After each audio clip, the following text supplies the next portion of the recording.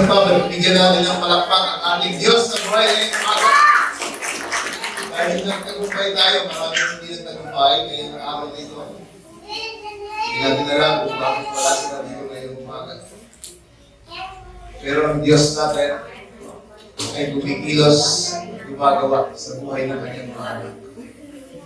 Kaya ngayong umaga ay isang himala ang pag-uusapan natin ngayon. Gusto niyo ba maranasan ng himala ng buhay? Pumalakpak na yung gusto makaranas ng himala. Alam niyo po, ang Diyos natin ay buhay.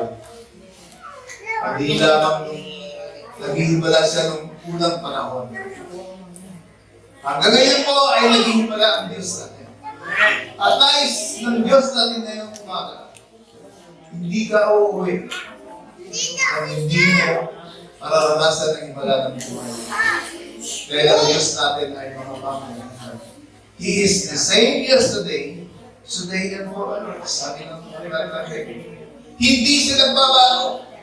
Kung ano ginagawa niya noon, hindi pa pwede niya gawin ngayon sa iyong buhay. Kaya hindi yan yung katabi mo, sabihin mo, papahalad ka ngayon umaga. Huwag ka nang malungkot. Yeah. Pag nasa pananampahan tayo, huwag mo isipin na anong problema meron. Di ba? Nasubukan mo na ba mag-isip, magdama, pero wala pa rin solusyon.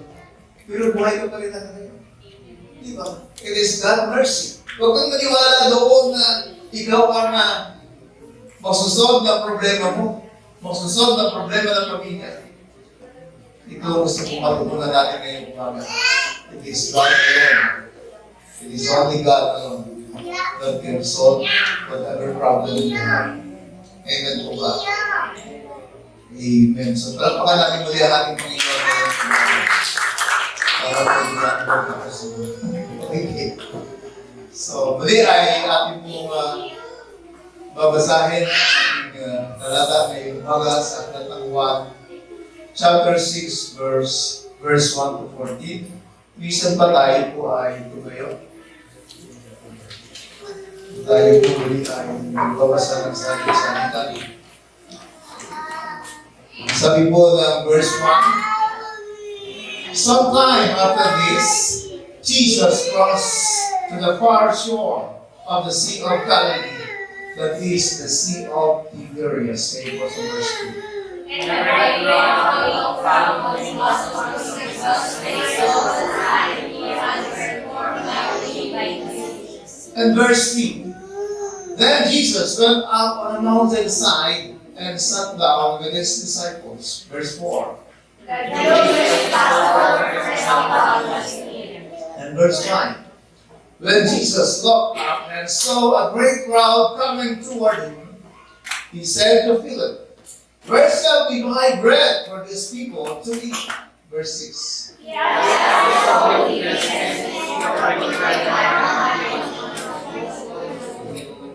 And verse 7. Philip answered him, it would take more than half a year's wages to buy enough bread for each one to have a bite. Verse 8.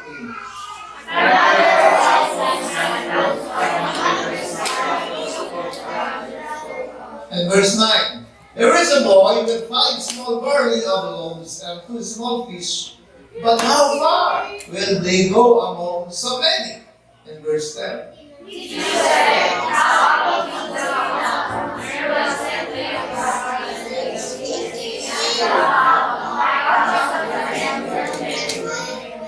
And verse 11.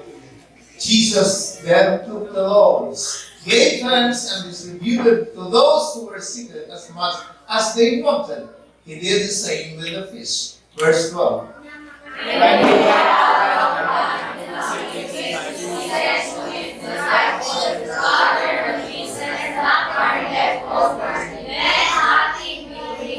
And verse 13. So they gathered them and filled baskets with the pieces of 5 barley loaves left over by those who had eaten. So sabay tayo sa 14. After the people saw the sign, they began to say, surely this is the prophet who is to amin. Minsan pa tayo ay manalangin, dakilang Diyos, ngayong umaga. Naghimala ka noon at maghihimala ka ngayon. Umaga sa bawat buhay ng iyong mga anak na nandito. Kayo nakakaalam, Panginoon, kung ano ang aming mga pangangailangan. Kayo nakakaalam, O Diyos, kung anong problema ng bawat pamilya. But we always believe in you, Lord. We always believe in your mighty power upang tugunin niyo po ang pangangailangan ng bawat isa. Bigyan niyo po ng payapang puso ang bawat isa sa amin habang kami po ay nakikinig sa iyong banal na salita. Dahil may tugon ka na sa bawat pangangailangan ng bawat isa. Salamat po, Ama. In Jesus' name we pray. Amen and amen. Palakpakan nga natin muli. Amen. Muli, bigyan natin ang ating katabi. Mararanasan mo ngayon na ating pala. Sabihin mo, kailangan maniwala ka, kapatid, that miracle still happening today. Ang setting natin, or background, the setting background of John chapter 6, verse 1 to 14 was the area around the Sea of Galilee. Alam niyo po, laging headlines ngayon ng Israel. The same place na may gulo ngayon is the same ngayon na ating po pag-aaralan. Andun yung Sea of Galilee hanggang ngayon po ay hindi pa yun nawawala. The Sea of Galilee, also called the Sea of Tiberias. It is a region, parang ano yung Ilocos region. Di ba may mga regions tayo? How many regions ang Pilipinas ay divided around 13 regions to 14 regions. Ganun po yun. Kaya verse na natin, due to the miracles that Jesus had performed in chapter 5, so ang background natin is chapter 5, wherein He healed an invalid man for 38 years. Alam niyo ba yung lumpo na yun? Nawala na siya ng pag-asa. Kasi lumpo nga siya ay doon sa meron doong pool na kapag dumating ang angel, yun ay gagalaw. At ang sino pang maunang makatalon doon ay gagaling. Wala namang nagsawa na sa kanya yung tutulong sa kanya doon. Iniwan na lang sa mga isa. Isang gano'n tayo. Kung gaano kabigat ang problema natin, iniisip natin, wala na nga tayo. Kamag-anak. Alam niyo ba yung mga nagda-dialysis? Pag mga 5 taon ka na nag-dialysis, wala ka nang kamag-anak. Kasi lahat yun ay nalapitan mo na. Ang nangyari sa amin. Kaya, habang ako po ay naghihintay sa first wife ko, habang sa'yo nagda-dialysis, napagpasdan ko ang isang alin, iniwan ng asawa, ang daming bag na iniwan. Yung kanyang bag pala, laman na lang kanilang marriage contract, ang kanilang wedding ring, at may nakalagay doon na sulat, suko na siya. Ayaw na niya. Parang po, ang dumadaan sa ganong pamilya dahil sa sakit at karamdaman, iniwan ng mga kamag-anak. Dahil sa mabibigat na problema, wala ka ng kamag-anak. Pag dumating ka pala, nasa pintuan ka pala, nagsasarado na ng pinto. Kasi hindi ka na ng tulong. Pintuan. Ang mga tao po, kagaya itong invalid man, for 38 years, kami nga, ilang taon na kami nagpa-dialysis. 10 years, wala na kami kamag-anak. Ito, 38 years. Di ba? Pinagsawaan na. Pero hindi siya nawala ng pag-asa. Tama ang kanyang ginawa. Maging kay Jesus ang tinanong siya, gusto mo bang gumaling? Wala namang aking tutulog eh. Para kumako ka doon. Pag gumalaw yung tubig eh, may nako na nakakagala sa akin. Kasi wala namang kulang sa akin kung tao.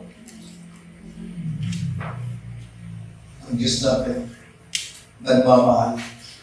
At sa tamang panahon, pwede kang pabaligin. Pwede kang bigyan ng so much blessing. Amen po ba? Alam pa ka natin ang Diyos na Ito po ang pag-aaral natin ngayong umaga. Ang isa namin miss natin kung sino-sino ko ngayon, naaaway natin, nagagalit sa atin. Dahil natijudge natin sila. Because of our so many problems na na-apektuhan. Jesus had performed in chapter 5, wherein he healed an invalid man for 38 years in the pool of Bethesda. And Lystra, drawn by Jesus' miracles, followed him from mountain. Became center natin. Kaya ang number 3 natin, kaya ngayon ay ating pag-aaralan. Ang John chapter 6, verse 1 to 14, upang matutunan at maranasan natin. Gusto niyo ba makaranas ng God's provision miraculously? So, bigaw ng amen. Narinig ni Lord. But it will take time. Ang galing po yun. Hindi ngayon ang lalaking kabukas na it will take time. Kaya ang structure ng ating text. In verse 1 to 7, the testing of the disciples. Sabi mo sa katabi mo, testing. Hindi pwedeng hindi ka dadaan ng testing. Kaya huwag mong sabihin na ayaw mo na. Diba? Ayaw mo na ko. Hindi ko na kaya. Hindi talaga natin kaya.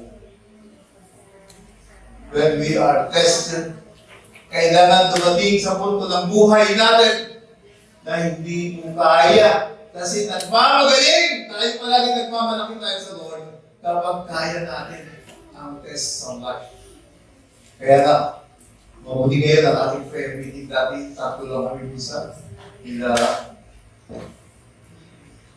Brother Ian, dumadami na ngayon, pati ka nag-IL na nakakasama natin. What? Marami sa atin na hindi naniniwala na tumutugon ang Panginoon sa panalangin. Eh bakit ka pupunta sa trabaho, naniniwala ka sa sweldo ka? Subukan mo 3 months, hindi ka pinasweldo, hindi ka napapasok. Pero si Lord faithful siya. He will always honor our faith. Di ba? The testing. Kaya wag kang umaalis sa Panginoon, wag kang pinanghihinaan.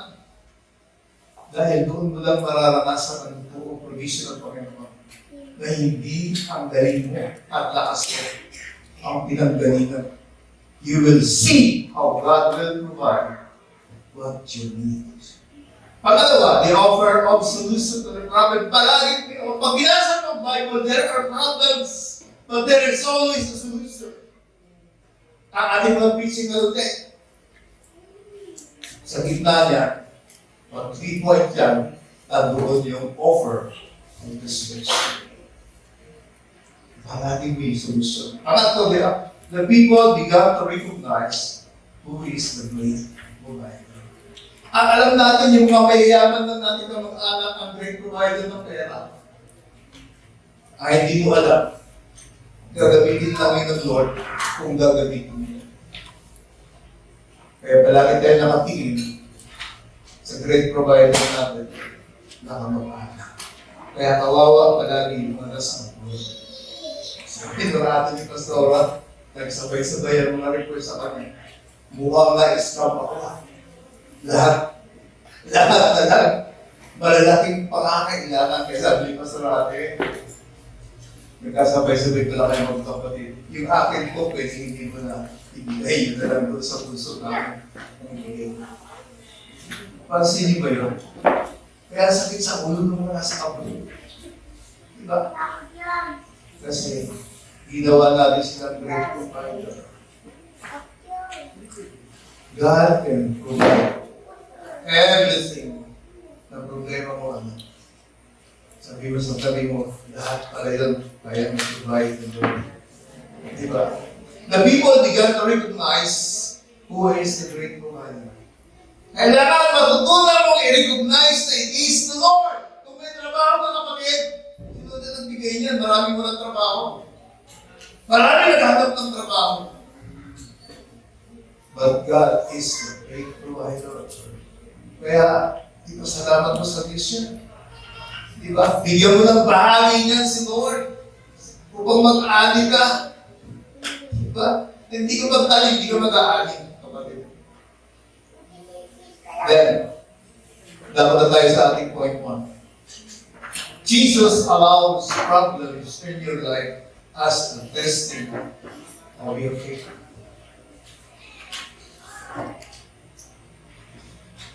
Alam niyo ba, kahit may maganda kang trabaho, pag hindi ka naniniwala sa amo mo, iwanan mo yun.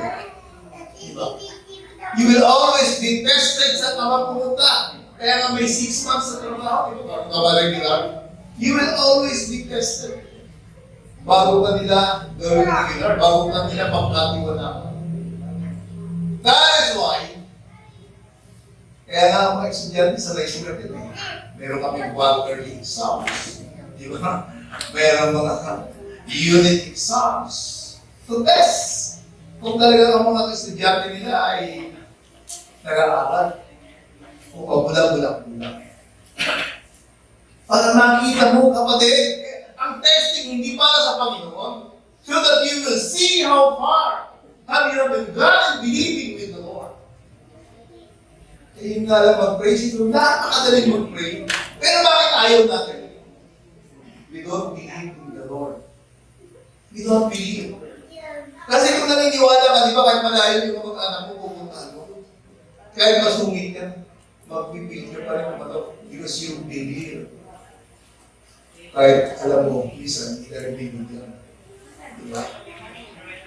That is why believe. That is why. Kung naniniwala ka sa Diyos, dapat may oras ka palagi ng pananalangin, pakikipag-usap sa Kanya. Kasi pwedeng pasasalamat yung sasabihin. Di po ba? Ito ang senaryo. Sa verse 1 to 7. Jesus allow problems in your life as a testing of your faith. The scenario. When Jesus looked up and saw a great crowd coming toward Him, grabe ano, ang iipunin natin by October 26 sa sports complex ay 2,000. Ito 5,000. Kaya karami yun, ano? Meron na ba nakarating sa sports complex dito? Kaya konti lang. You will be amazed kung gaano ang ganda ng sports complex na yun. Kaya huwag kayo mawawala. Sa October 26, 50 pesos na lang ang registration. Pwedeng wala kang pagkain. Kasi uuwi naman tayo ng tanghali. Ito po yun, a great crowd. 5,000 people coming towards them. Sabi ni Jesus kay Philip, saan natin kukunin kaya ang tinapay may papakain sa mga yan? Parang tatay ko nung araw pag fiesta. Marami pumupunta sa amin. Paglapit kayo, lapit natin. Kaya kinakailangan magkakain ng isang buong bako.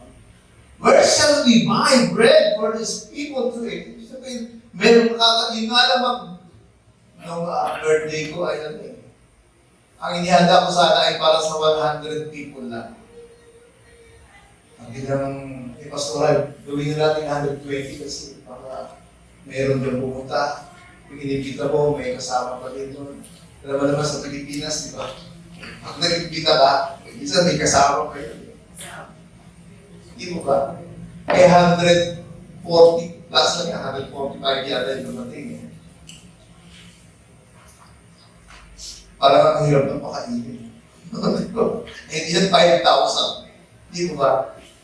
A large crowd, about 5,000 men. Ay meron pang mga bata at babae. Ang panahon na yun kasi, babae, hindi binibilang. Parang wala sila. Yung parang wala ang mga babae. Di mo ba? But there are women and children sa panahon na yan. Kaya let there be natin a test of faith. Kapag may scenario ang buhay natin every day, oftentimes lahat karamihan ay test of faith natin sa Panginoon. Dapat ganun tayo tumitingin kasi we have the Lord. We have God. Kung tinanggap mo si Jesus sa iyong puso, anak-anak niya, at anumang senaryo ng buhay mo, ay kasama yun sa kanyang mga plano. Problema natin eh. Nagagalit tayo sa plano ng Diyos. Di ba? Ayaw natin yung plano ng Diyos sa atin. Lord, ang hirap naman ng buhay na binigay mo sa akin. Binigyan mo pa ako ng asawa. Masakit sa ulo.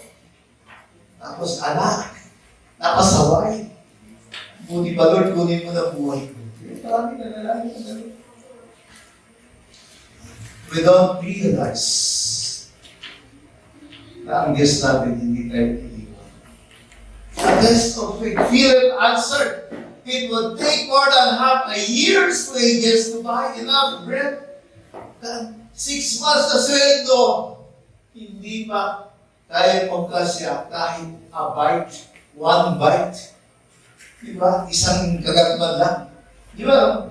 Naku, pag nakaranas kayo ng mga pamilyang mga mahirap, ang isang pandesal, pinagahatian ng 3 o 4 na bata. At yung nanay at tatay ka pinalak. Minsan wala lang asukal. Kung wala sa tubig, kapit-bahay ako, papasok ako, ano sila sa taas ako, nakaupa sa lugar nila. Mga malalaking bag.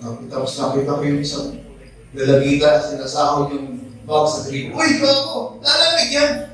Hindi ko yan. Parang hindi na babawasan. Kasi ito lang ang almusal ko. Hindi ko ba? Pero, mahal sila dito. There's always a reason. There's always a reason and everything na nangyayari sa atin. Kung huwag na tayo magmarunong sa Diyos. Huwag mo lang sabihin, bakit? Bakit mas marunong ka ba? Kailan ka naging mas marunong sa Diyos? Kaya lang, kasi para tayo mga bata, bakit mami ganun sila? Bakit mami ganun sila? Tayo ganito. Di ba ganun mga bata? Talagang hindi natin masyado na unawaan ang ating Panginoon.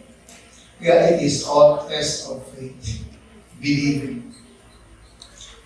We live like the other disciples did not know how to provide food for the multitudes. Diba tayo? Kapag malaki na ang problema, di na natin alam kung anong gagawin natin. Huwag mong suluhin ka pa rin. Meron Diyos na naghihintay sa atin. Para tulungan tayo. Amen po ba? Amen. Palapakan natin ang ating Diyos. Tingnan niyo po, Jesus, however, knew exactly what He would do to feed them. Ang Diyos natin, alam niya ang eksaktong bagay kung paano ka tutugulan sa pangangailangan. Kaya huwag na natin tanungin si Lord kung bakit ka binigyan ng ganitong pamilya. Kasi hindi nagkamali si Lord nang binigyan ka ng pango Edom. Di ba? Maraming matatanong sa Edom, di ba? Ang mga Amerikano. Di ba? Hindi siya nagkamali. Dahil may reason ang ating Panginoon. He knew exactly what He would do to feed them, highlighting His divine knowledge and power. Kaya ito ang Diyos natin. Gusto ipakita sa atin ng Diyos kung paano siya gumagawa na hindi mo akalain. Diba? Kasi very physical tayo. Never see. The passage encourages believers to trust God. Bakit natin ito pinag-aaral? Ang gusto ni Lord, ini-encourage ka ni Lord na magtiwala ka sa Diyos. Amen na ba? Palakpakan natin si Lord. Gusto magtiwala sa Diyos. Diba? Hindi ka magtitiwala, hindi ka lalapit sa kuya at ate mo unless na magkaroon ka ng problema. Di ba totoo? Baliwala lang yung mga kapatid natin kapag sagana ka. Baliwala lang. Hindi ko sila iniisip. Pero kapag wala na. Meron kang ating may kotse, siya kagad ang mga nagahanin mo. Pero kapag alam ka na sa abroad, iisipin mo kapag siya. Kaya hindi nagkamali si Lord na decision sa iyo upang matutukan tumawag sa kanya. It encourages us to trust God. Diba? Titiwala ka nga doon sa kamag-anak mo na minsan pahindihan ka. Sabihin na po, kasi sa kanya. Na-hospital yung pamangkin mo. Gumastos kami ng 100,000. Sa libo lang sana yung kailangan mo, madali lang. Di ba? There are times people whom we love fails us. We have to learn to trust God, even in overwhelming situations where resources seem insufficient. Discard ni Lord yan, kapatid. It reminds us that God can take a small amount and can make Him abundant for His glory, so that our faith may grow through such challenges. Alam niyo po ba na kung hindi, ako'y dumaan sa ganyan. Hindi ko kayo nakilala. Hindi ko sana nakilala itong mga kabataan bago natin. Amaze ka how God works in our lives. Sinalisan niya ako ng magandang trabaho.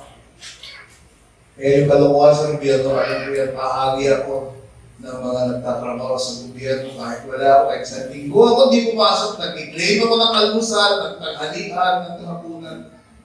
Kasi ganun ang posisyon ko sa gobyerno. Pag may posisyon ka, i-claim mo. Kunyari, lumabas ka. Kunyari, pumunta ako. Ang area ko ay Montalban, San Mateo, Antipolo, Cainta. Kailangan pumunta ako dyan para makaklip ako na almusal, taghalian. Tapos, ang ilalagay kong sinasakyan ko, tricycle. Kasi wala naman ticket yun. Pag nagay mo bus, mag-present ng ticket. Kaya tricycle mo na pila. Ganun po yun. Ganun po ang pinagdaanan ko. Pero inalis ako ng Panginoon. Sabi ng tatay ko, nasa kama ka na anak! Kung nakapasay ko ba? Yung mga kumpare ko, ano ba naman kalakuhan yung pare ganyan sa trabaho ko, bakit mag-iniwan? Kasi gusto kong magtrabaho na binabayaran yung oras ko. Tinubo ni Lord. Dinala ako sa Alinas. At hindi lang 8 hours. Ako yung trabaho. O, nahalagyan si Sister Lee. Nagtatrabaho sa garments. Puro overtime. Alos, hindi ko nakilala. Pag yung namamatay na kapitbahay ko, napaglamayan na ng 3 gabi, ililibing na lang, uy, kahuli ka ako dyan. Ay, ano? Namatay na si Ka Pedro. Diba? Why? Tulog ako sa araw. Wala akong kakalay-malay sa nagiging. Ganun po yun. Because sa mga pinagdaanan, may plano pala sila na mag-pastor ako. Amen po ba? Palapakan natin si sino magugusto dito nung araw andyan lang yung sa garahe. Mapalad tayo, may nagpasimula. Garahe lang din ang sister sarili. Di mo ba? Sino? Kaya wala pastor na gusto mong pastor dito. No? Kasi alam niya, walang mangyayari sa buhay niya. Kung titignan mo, yung makayanan ng mga members. Pero ang tinignan ko po ay kakayanan ni Lord. Kaya pinagpala pati mga members dito. Because they have learned to trust the Lord. Kaya tayo ngayon, maganda yung ating church. Kasi pinagpala, lahat ng tinayos ko sa paano pinagpala ng Panginoon. Tingnan niyo, si Brother Ginton, di ba? Si Michael nung araw. Di ba? Payat niya. Di ba? Nagtiwala siya sa Panginoon. It is trusting God alone. Huwag sa talino natin. Kasi makakakuha tayo ng kaaway kung kasado tayo matalino. Pero kapag alam mo na nakay Lord ka, papalay ka ng ating Panginoon. Amen ba? Palagpakan natin si Lord. Ito ang encouragement sa atin ng verse 1 to 7. Kung naniniwala ko kayo sa kay Lord, we have to trust the Lord. Ano ibig sabihin ng trusting? Kagaya ng pag-aaral ninyo, ilang taon kayo matatapos pag-aaral. Di ba, isipin mo, ang hirap, gigising ka sa umaga, may exam pa, may sayaw pa, may mga practical na pa, di ba? May mga kailangan, sumayaw ka pa, sumali ka sa...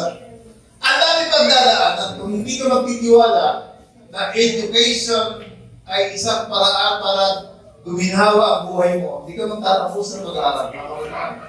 You have to trust na sa panahon natin ngayon, kailangan may pinag-aralan ka. Kailangan may matapos ka.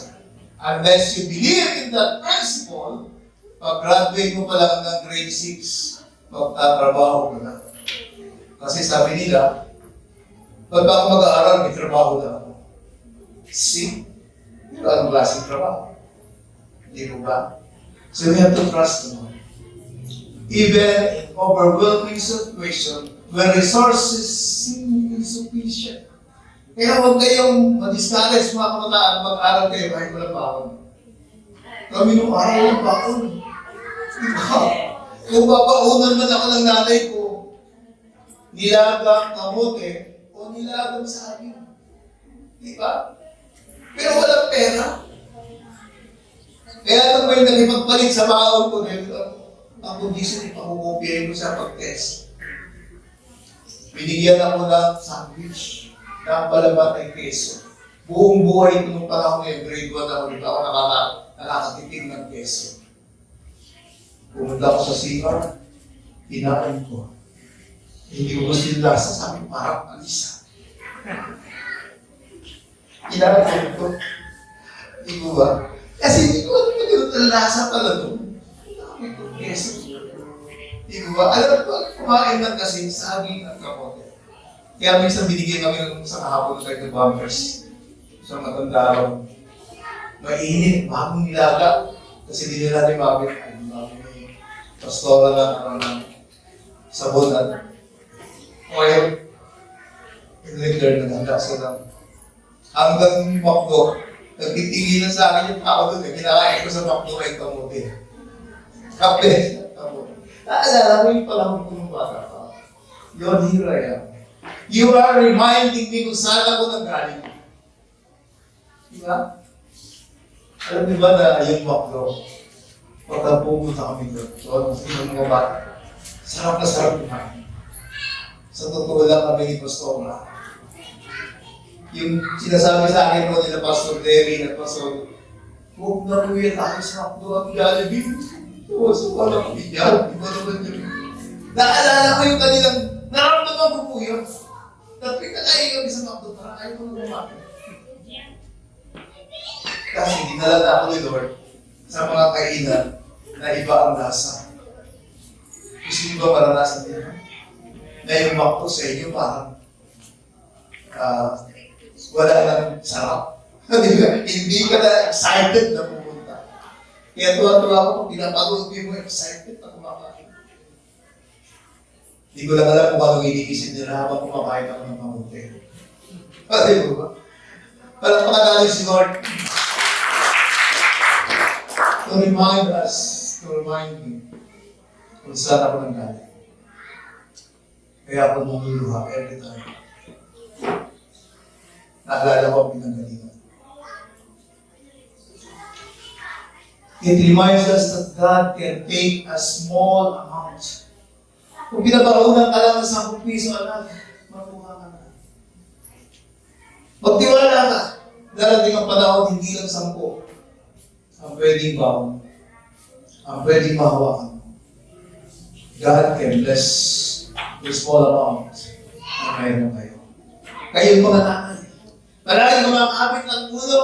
Tapos pagdating ng asawa, nagagalit pa, bakit yun lang ang ulam? Alam mo naman itong mga asawa na laki, at laki-laki nang ini-try ko. Hindi mo ba? Manalangin ka lang kapatid.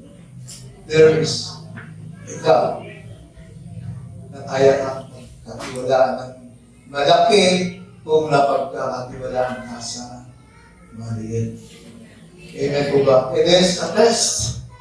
Kung kaya mong magmahal sa Diyos sa maliit na biyaya na binibigyan niya. Inihahanda ang puso natin sa isang malapit magpapala na pwede niya ibigay sa atin, na kaya niya ibigay.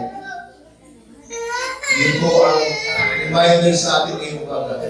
God can take a small amount and can make it abundant for His glory, so that our faith may grow through such challenges. Amen. Pangalawa, Jesus wants to offer you a solution to your problem. Kaya na may problema, kapatid, pero pinagdadaanan kasi lumingon ka, kapatid. Sa likuran mo, may Diyos na naghihintay so that you will learn na humigay sa ating Panginoon. Yun po ang doon sa pangalawa. Jesus wants to offer you a solution to your problem. Tanungin mo ang katabi mo, may problema ka ba? Diba? Walang tao, walang problema. Pero yung mayayaman, ang problema na lang nila, anong lotion ang pwede ba nilang ipalit sa lotion niya? Ngayon, yung mayayaman. Anong kotse next year, ang gusto niyang bilhin? Diba? So yung problema mo, kapatid, maliit na bagay yan sa Panginoon. Sabi doon sa verse 8 to 10, Here is as boy with small barley loaves and 2 small fish. Ano kaya yung galunggong kaya yun? May galunggong kaya sa dalawa. Diba? Barley loaves. Diba? Kaya pala yung binibili ni Pastora na barley, wala siya pinabibili ng barley ng ate niya kasi dati may sakit yun. Ngayon, kanyang pakiramdam ay gumagaling sa mundo. Kaya talagang bumibili ng barley. Ito yung sinasabi nila na yung barley na yun. Talagang sadyang pinatutubo ni Lord yun doon sa kanila dahil pala may purpose yung barley. Marami palang medicinal na nakakaibis ng kapan masakit karamdaman. 5 small barley loaves. Yun ang kanilang pandesal noon. And 2 small fish. But how far? Sabi ni Andres, parang yung advertisement, saan makakarating ang 20 pesos? Wala na yun doon. Parang saan? Saan makakarating ang 5 pandesal at 2 tilapia sa 5,000 people. Diba? Ganun tayo mag-isip, Lord naman, tuition pinanganak ako, kailangan ko. Diba? Pero ito lang yung blessing mo sa akin. Mayroon na kung mga babayaran mo, pero ito lang. Salamat, pinanggit ko si Lord. That would be the starting point when you realize that it is God na nagbigay sa iyo ng small amounts. Kaya babalik ka kay Lord at sasabihin mo, Lord, kulang. Dapat may paniniwala ka na God can supply. God can use people para tulungan ka. Alam ba yun na kaya ako may kotse, hindi lang naman tayo malaki sweldo ko. Yung sweldo ko, kulang pang pambayad. May mga tao. See how God works. Kaya tuwa si Tatay Seri. Kaya na niya sabihin doon sa nagsabi sa kanya, Pastor, meron na kotse. Hindi ba? Kasi bakit daw tricycle lang ang dala ng pastor? Pastor Parks. Kaya, natutuwa ko na makikita kayo, Lord. Kung ano makaya ang napapahiya ng mga anak ko dyan sa pagbahay. Dahil pala, ang tingin nila, kawawang pastor, nag-tricycle lang. Kaya kahapon, alakas ng ulan, malayang pasalamat namin sa Panginoon. Lord, thank you. Kasi hindi na kami nababasa ngayon. Hindi kami makita. Tandungan, it is your grace and mercy. Diba? Kailan ko ba? Ngayon lang. sa tagal ng paglilingkod natin sa Panginoon. Ngayon lang namin naranasan. Hindi po ba? Ang ibig sabihin, tumutugon si Lord, but most oftentimes, it takes time to develop our faith, to develop our faithfulness with what, tingnan niyo, binigay niya eh. Bakit lang yun ng bata, baka meron siyang kasamang matanda, di ba? Kaya 5 loaves yun, baka tipisa sila. Kaya alam mo naman, pag mahirap pa yung 2 isda, pwede buong pamilya na yun, di ba? Pero binigay nila. Ikaw, ayaw mong ibigay kung ano meron ka. To start the process of our faith. Kasi sabi mo, kulang po namin. Sin. Ganun po tayo tumingin. But if you will only believe. Kaya nga tayo, hindi investors. Kasi sasabihin mo kulang na eh. Kaya wala akong pang-negosyo. Kaya ang mga negosyante, mga Chinese, wala silang bahay dito, walang lupa, walang kahit anong pagkilala ng pupunta dito. Pero nag-negosyo sila ng mga bote,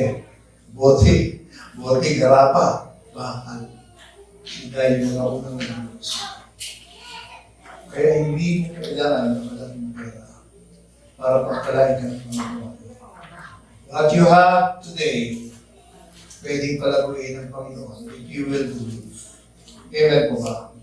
Palakpakan natin si Lord.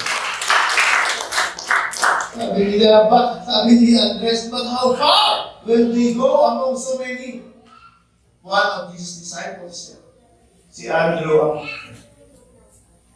hindi ko naman alam kung tinutukan niya yung bata, pero alam mo, kinausap niya yung bata na ibigay kay Lord yung kanilang pagkain and magpapakain ng 5,000. Letter D. Jesus command. Ito ang problema natin. Ayaw natin ang inuutusan ng Diyos. Gusto natin si Lord ang inuutusan natin. Lord. Diba? Problema natin yung pagsunod. That is why nahihirapan natin maranasan. Pupunta ka lang kay Lord, mamanalangin ka. Pero hirap na hirap ka. Subukan mo na ba yun? Kung minsan, buong sa linggo, hindi mo na nakakapanalangin. Buong maghapon, hindi mo natawag si Lord. Ganon tayo! Ka-physical. We don't believe in someone na hindi natin nakikita at naririnig. Mas pinapaliwalaan pa natin yung ating magsermon. Jesus command. Diba? Nag-utos sa ating Panginoon, paupuin niyo yan. Paupuin niyo yan. Marami pong pinapagawa sa atin ng Panginoon. How far have you obeyed? Simple lang. Ang sabi ka, tingnan natin yung utos niya. Go and make disciples. Sino na yung dinidisciple mo kayo? Sino na yung inalitaan mo ng kabutihan ng Panginoon? Sino na yung kinausap mo, kaibigan mo, alam mo ba? Si Lord na nagbigay sa akin. Kaya ako ngayon, ito, kasi si Lord na, pinagaling ako. Sino na ang sinabihan mo ganyan? When we, in fact, we are commanded to be the light in the soul of this world. Balikan po natin how we obey God. Tapos magre-reklamo ka ngayon. See? Kung hindi sumunod yung mga disciples, ano kaya mangyayari, di ba? Jesus command. Jesus said, have the people sit down. Jesus instructed the people to sit down on the abundant grass, indicating a command for order and readiness. Papasin niyo si Lord, bago dumating ang blessing, i-prepare ka. A great blessing needs a great preparation.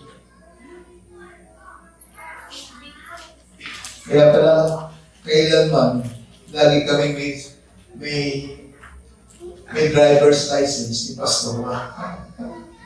Hindi ko ba? Kasi, it is a preparation. Letter C. Ay, ang dalawa na po yun. So ano yung una natin? Balik mo nga. Sure. So, point 1. Jesus allows problems in your life as a testing. Huwag ka magalit. Kasi makikita mo ang puso mo. You will see your heart. Kung nainis ka ba, may problema ka sa iyong kingdom. May problema ka sa pag-handle mo ng emosyon. At gusto ni Lord na pumasok ka, kapatid. Kaya kami mga problema. Amen mo ba? Palagpakan natin si Lord. Marami ng tao na tayo sa pag-handle ng kanilang emosyon. Tanda po natin, ang emotion natin is a sign. Para na yan yung ginagamit. Thermometer. Para makita mo, kulang ka pa sa patience, perseverance, self-control, and love. Di ba pag mahal mo isang tao, kahit gumawa ng mali, parang wala siyang ginawa. Love. Pangalawa, ano sabi natin? Jesus wants to offer you a solution. Pag nakita mo yung kakulangan mo at hinaan, si Lord ang solusyon. It is not somebody else. You have to go to God, mag-pray ka kahit ano ka nag-gising. Pag gising mo sa umaga, tawagin ka sa Lord, thank you. May buhay ako ngayon. Malakas ako ngayon. Diba? May problema po ako, Lord. Pwede ba tulungan mo ako? Diba? Huwag mo pukutusan si Lord. He is our Lord. Kailangan at makakaawa tayo kay Lord. Kasi only His mercy and grace and His great love ang makakatouch sa atin. Hindi siya utusan natin. Kaya nga, Lord, ang tawag natin sa Kanya. Pangatlo, Jesus was recognized by the people as a great provider. Sabi sa verse 11, Jesus then took the loaves, gave thanks, and distributed to those who were seated as much as they wanted. Nanalangin ang ating Panginoon.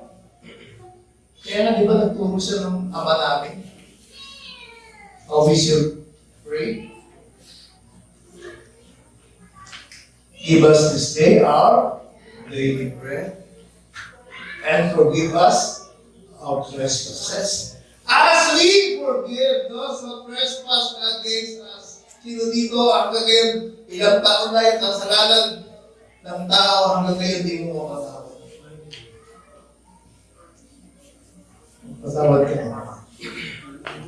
So that blessing can freely flow sa iyong buhay at sa iyong pamilya.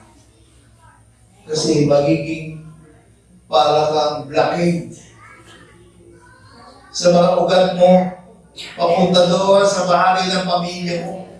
Nagiging kahadlang tayo sana sa mga para tayo prime water. Na hirap dumaloy sa mga tubo natin. Diba?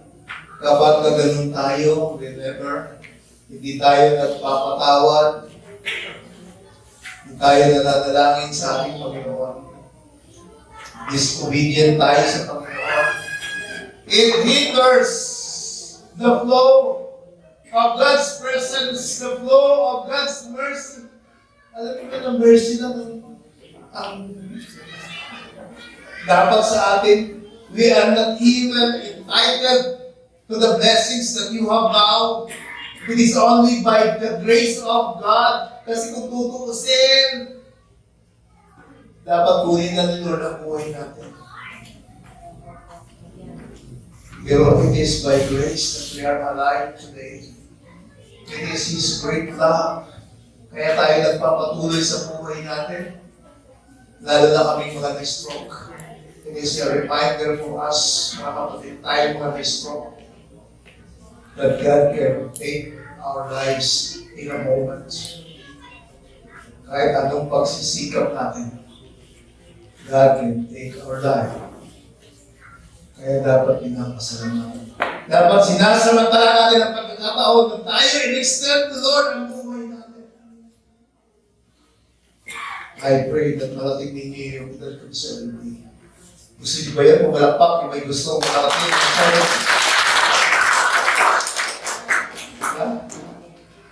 Inibigyan tayo ng pagkakataon, kaya ka buhay pa.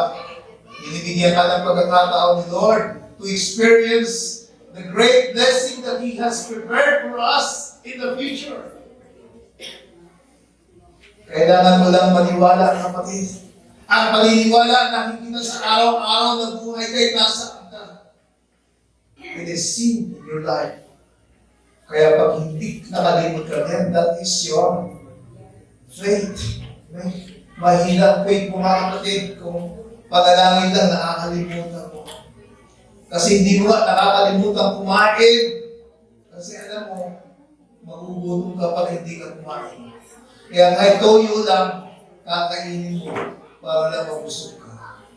Kung alam mo na kahit ang biyaya lang ng Panginoon ay sapat na sa iyo, you will learn to go to God and pray. Nawa sa Friday, matagdagan kami ulit. Natutuwa. Nagpo-flow yung spirit doon sa Bia ng mga kabataan doon. Nagpa-Bible study po Tuesday. Nalalangin po Friday.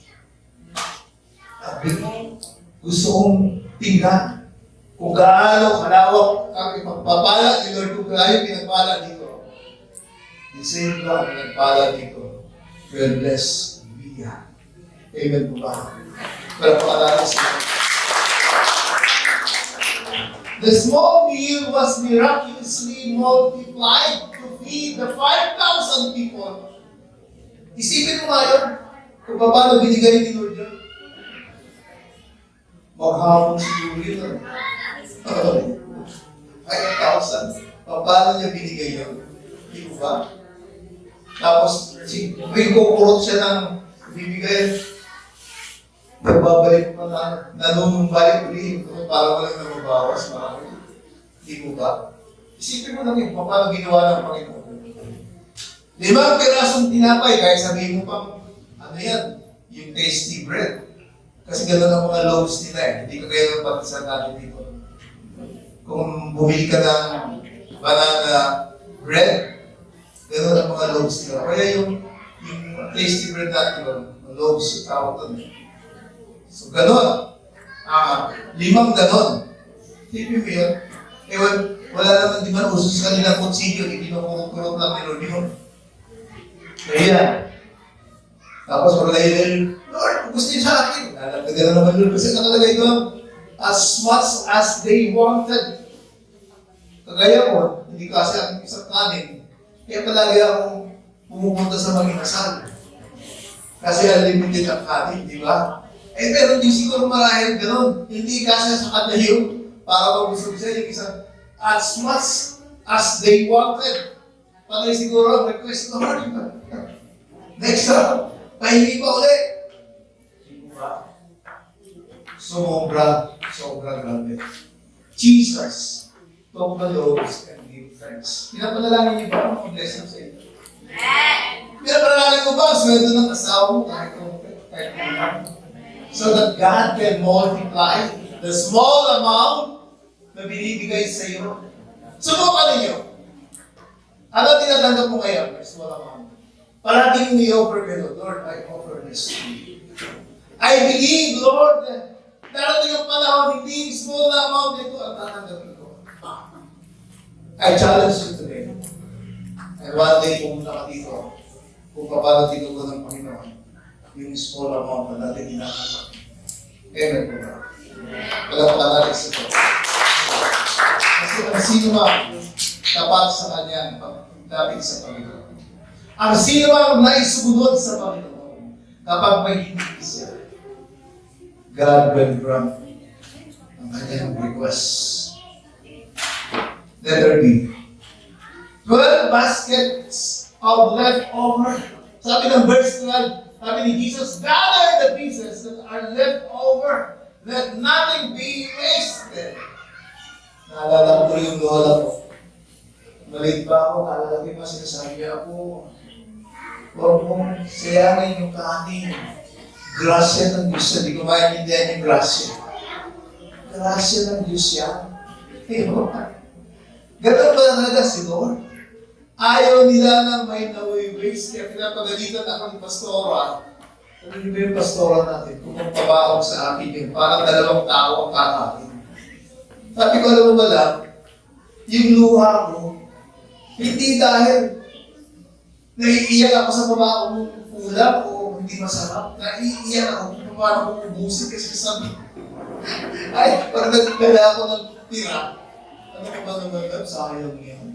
Sinayang mo lang yung... Kaya pagka, nasubukan niyo ba yun na parang ayaw na utak ko, pero iniisip ko, merong kukomentaryo sa'yo. Kaya sabi ko, alam mo, naluluwa ka ako. Baka yung paghihinayang ko ako doon sa half price na iniwan ko ay mas mahalaga pa doon yung buhay ng iyong may tatawa na yun. Kaya masarap mabuhay at maranasan ang biyaya at pagmamahal ng Panginoon.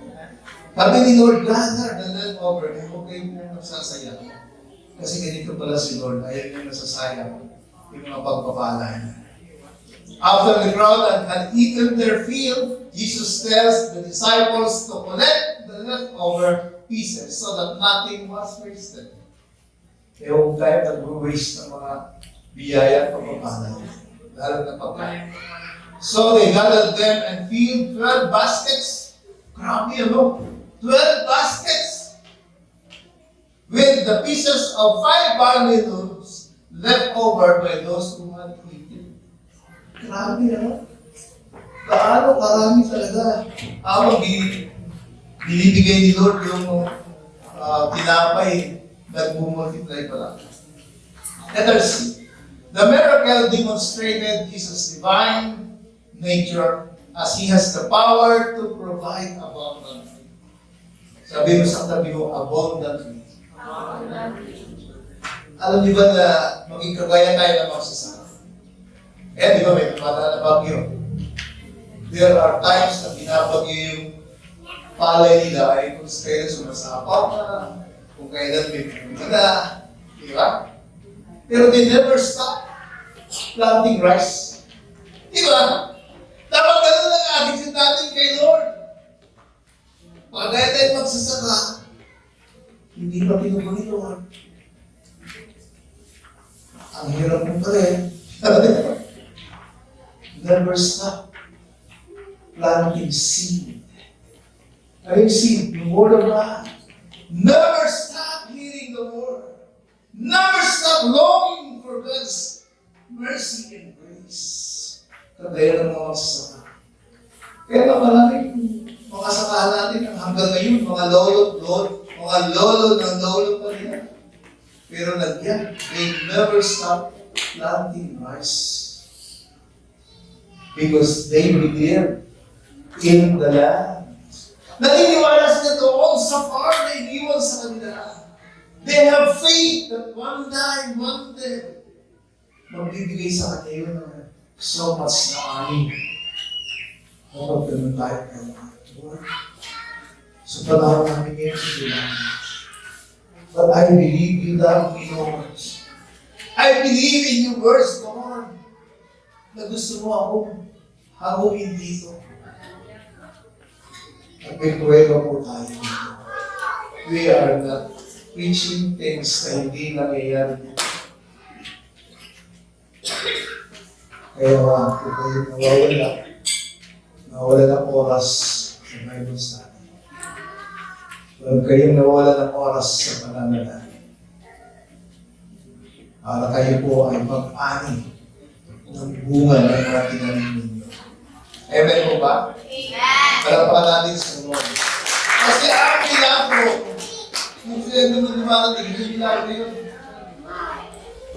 It is God's provision, regular provision. Ang milagro ay mga bagay na hindi mo talaga kaya. Kaya kailangan dumating ka sa punto na hindi mo kaya. Hindi kaya ng sino man, kundi si Lord lang. Kaya maraming napumuragay na may cancer. Huwag mo lang hintayin kapatid yun. Na magkaroon kayo ng cancer kung bilhin mo ka. Amen po ba? Wala mga natin sino. Ngayon ka lang sa mahirap ang buhay mo, magtiwala ka na, umisama na magtiwala ka ng Panginoon. At abangan mo ang gagawin ni Lord sa iyo.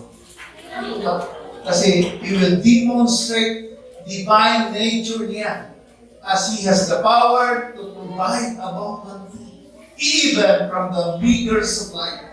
Ibig sabihin, hindi ka rin naman nawawala ng supply, kaya mga buhay pa hanggang ngayon. Ibig sabihin, hindi ka tumarating, nandiyan ka na lang sa kalsada at nakagalang ka. Hindi mo ba? May purpose ang buhay mo, kapatid. Nais lang ni Lord na turuan tayo o paano tayo lumapit sa Kanya. Amen po ba? Malatuan natin si Lord.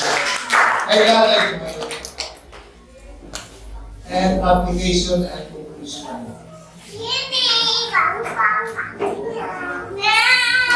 Ito ang mahalagang tandaan niyo. Divine provision and abundance. Kadalasan yung sweldo natin, kung ano yung tinatanggap,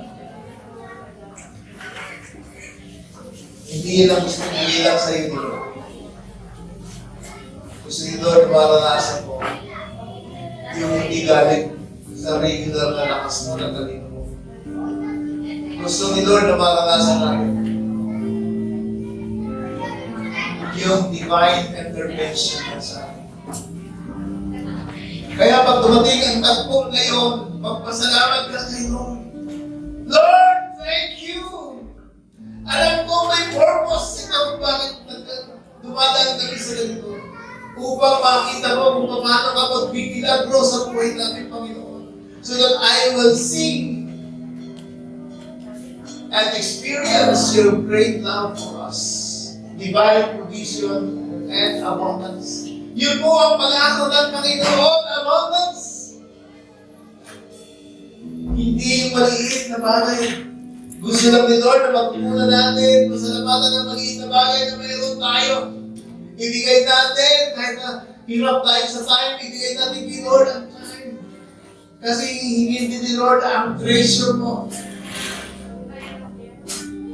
Time, deep, treasure.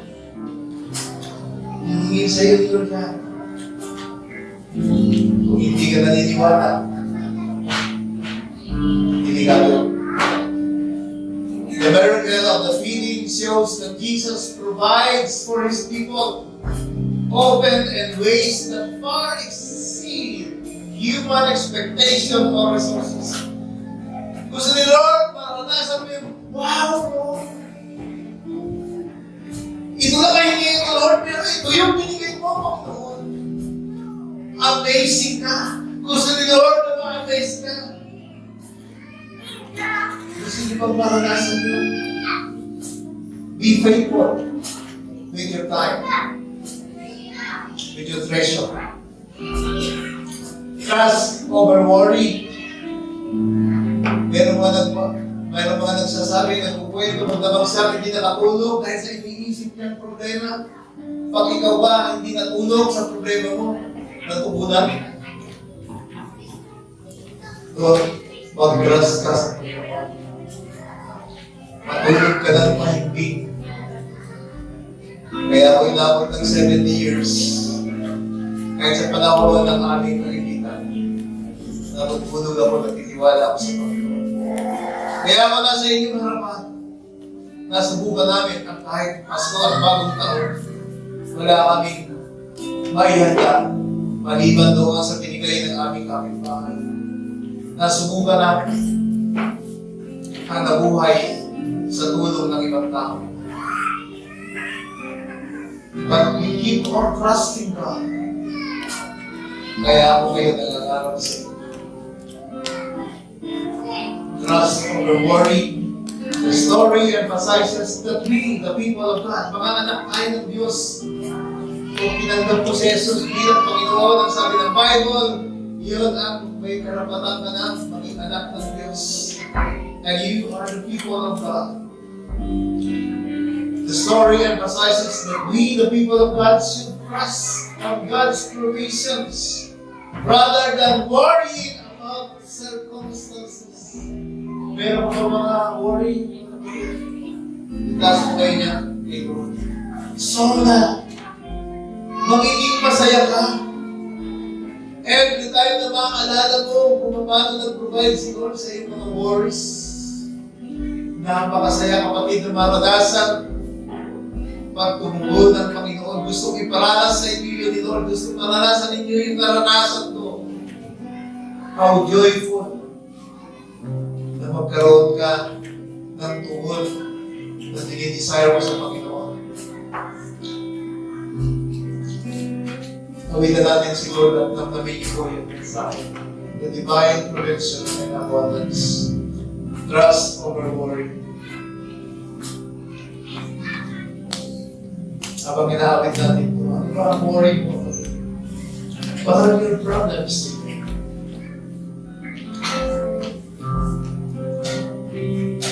Itaas natin sa Panginoon yan ngayon para habang tayo ay maawit sa Panginoon. Lord, here I am.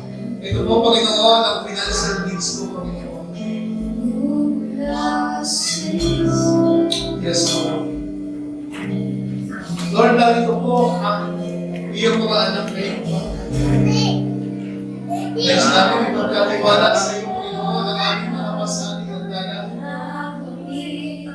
Pero dito sa atin, lagi ng nakasakit, anak. Jesus is our breakthrough. Nais ni Lord na maranasan mo ang papagaling mo mula sa kanya. Nais ni Lord na maranasan mo ang ibalang mo kayo. Pero pamilya, nagulat palagi. Sa lahat sa mga anak. Nais ni Lord na maranasan mo ang abundance sa kanya. Kung magtitiwala na kayo umagang abundance ay ibibigay sa iyo ng ano. Wala nang nananagin.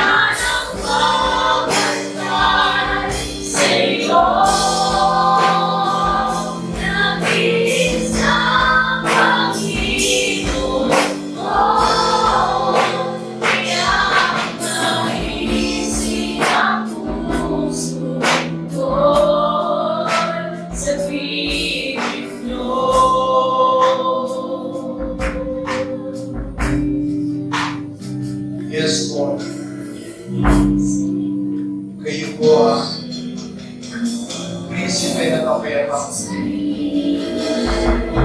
Meron mga kabataan, Panginoon, na maaaring nababagabag ang kanilang puso, Panginoon, sa problema ng pamilya, Panginoon.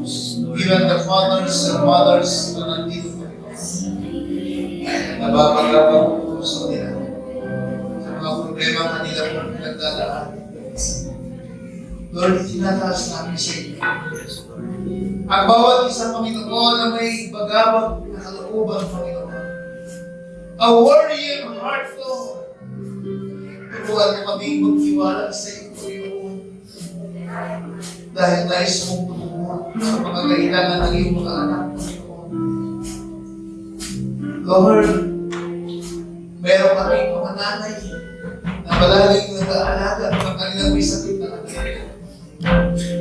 Lord, ayaw mo po ang pamilya mo, Panginoon, ay maraming problema ang pinaglalaanan.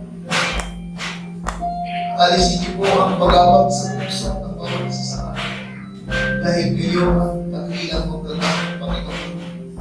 For 38 years na lang po, Panginoon, pinagaling po.